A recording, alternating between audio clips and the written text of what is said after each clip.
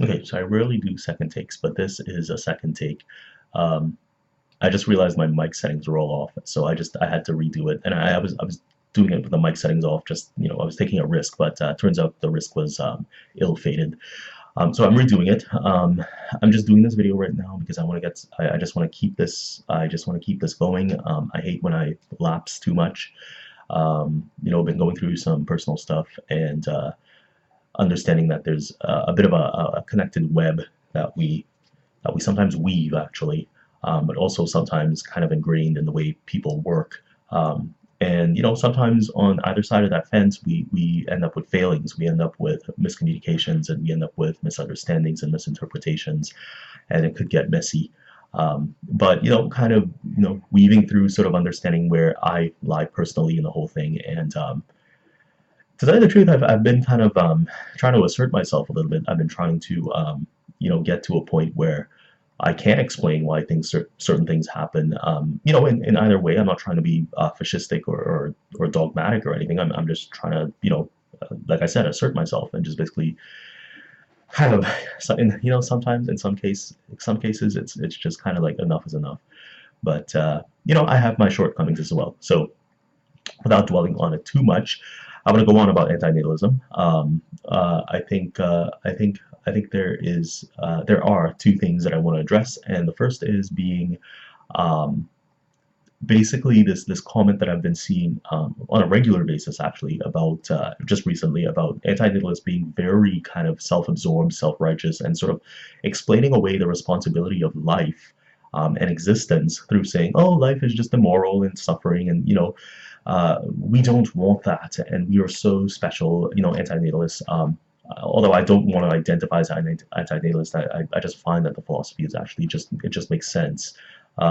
It just makes sense to me. And maybe I acted the wrong way just now. Maybe I was totally out of character. But essentially, the argument is that anti-natalists are self-righteous people who like to give away who like to relinquish the responsibility and the beauty and all the good stuff about life just by saying it's immoral to bring people into the world because there's suffering, etc. I think that's a generalization. I think that there are many antinatalists out there with very varying attitudes on what antinatalism is and on what suffering is, on what consent is. Um, and I think the core concept of antinatalism just makes sense. And I don't think every antinatalist out there wants to give up their life or anything like that. I do think, like I said, it's a generalization. I feel like there's a certain mathematics to the philosophy, especially axiological asymmetry, and consent as well. I think there's a certain the consent one is complicated, so I'm working on that one. But I think there's a mathematical problem there with consent and the way that can be interpreted. Although David Benatar kind of gets into the problem of lack of lack of suffering being not bad. He gets into a little bit of a messy area there too. So it's stuff to think about, and I will continue thinking about this. But like I said, I'm just making this video just to get stuff out there. Um, so yeah, big point on point number one. Main thing on point number one is basically the concept just holds water. Antinatalism just holds water, and it just holds it very well. Um, and I don't think there's any ego involved or anything like that. And if you wanted to flip things that way, you could say that pronatalists, or even people that are just completely oblivious or indifferent to the argument, are extremely atavistic, extremely when it comes to the value and the sanctity of life and the beauty of life and all that stuff. I feel like they might be a little bit too sentimental, a little bit too biased because of like just raw evolutionary emotional and survival instincts. And I think you could flip it that way. You could say that about people that way as well, and that they're highly moralistic and over the top when it comes to suffering, etc., etc.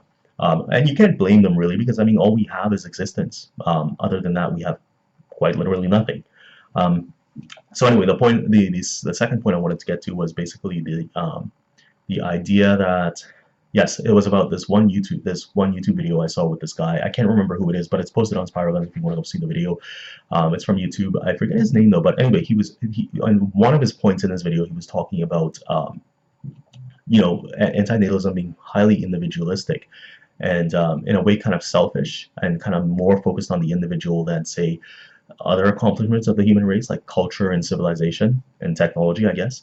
But I mean, it's still the whole idea of those types of things still are products of human existence, and we're by saying that those things are good, we're still tying it to suffering on a mass level. I mean, he could know what he's saying in a way that I haven't thought through quite fully yet, but it still feels like those things are just products of human existence, whether that be multitudinous or just the individual. I mean, and you could break things down into what is civilization, what is technology, what is it to be human, blah blah blah. But I mean, even like I keep repeating myself, but even at the cultural or the societal or the technological level, excuse me, we're still talking about human suffering at some point. Like that's what we do. We come into the world and we experience failures and distress and problems and anxiety, and the list goes on and on. I mean, that's the way it is. And not forgetting the pinprick. I mean, that all gets tied up into every venture we take on. And he also talked about, and I can't remember if this was like part of his third point or just part of the same point, but he was talking about the human endeavor of eliminating suffering. And I think eliminating suffering is a probably difficult thing to do. Well, number one, in the philosophical sense, you're still tying a very human goal to existence. Um, like and in that sense, why do we need to exist? Like, why do we need to exist in order to eliminate human suffering? Like, why is that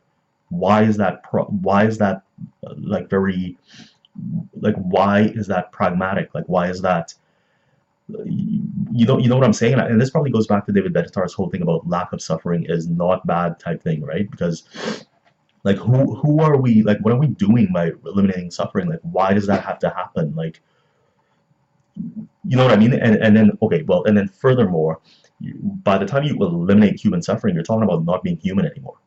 If you ask me, I mean, Sam Harris talks about this a bit when he talked about in the moral landscape about drugs that would eliminate grieving from mothers who have lost their children. I mean, how do you deal with those things on an ethical and moral level? It seems extremely complicated, but it seems like the end result would be being something that is other than human, like not being human anymore. And I mean, I mean, how do you approach this stuff from maybe like an AGI perspective? Like, I mean, do we get to a point where AI has now become as smart or smarter than human beings, and we can just like all finally let go and let AI do its thing? Is that what we're talking about? Are we talking about transhumanism? Like, so we're still talking about things that are very tied to existence, but with human goals. And once human goals have been eliminated, you've essentially eliminated human beings. So in a weird way, the end result is still there, but we're not talking about human anymore. So I can't quite say. But he might be making sense. I just haven't really thought about it. Just seems like a needlessly complicated thing. Um, like, what do we, like, how do we do that? And I guess there's a certain amount of short-sightedness on my part when it comes to understanding how that would work out. And you can't blame me because we don't even know what AI is quite yet. We don't even know what our own consciousness is like yet. So, and is consciousness even a good thing? Like, I mean, why is consciousness a good thing? But anyway, lots and lots of questions, but that's my take on it so far. Yeah, that's about it. Bye.